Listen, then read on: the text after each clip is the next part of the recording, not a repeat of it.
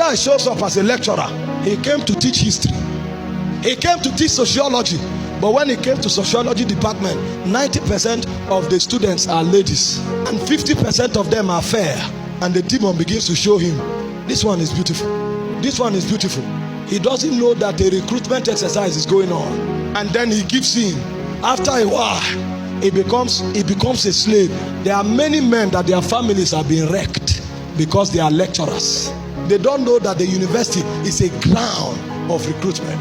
So he went to teach, but he didn't know a prince was waiting for him. That's how many enter politics. They have compassion for people. If I go there, I will change things. The problem is, are you a man that can bring the word of the Lord? That's why people come and say the church is not influential because they don't have people in politics. We have people. The problem is they don't have capacity to bring the word of the Lord. The vice president of this country is a Christian, and there are many ministers and senators who are Christians. The problem is not that they are not Christians there. They don't have men that can bring the word of the Lord. They don't know that they are not senators. They are apostles in the Senate. That's why before you stand up and say, I'm encouraging young men, go to media, go to ministry, better build them first. Because it's men that can bring the word of the Lord that should be sent. He called them to be with him that he may send them. You don't send them to teach them to be with him. We have too many people in politics to change it. We have too many people in the army to change it. We have too many people in the police to change it. The problem is they are not men of God. They are not servants of God. They are servants of princes in darkness. Some of them is the prince of Mammon, lust for money. So a man can betray his own constituency because of money. It's not taught.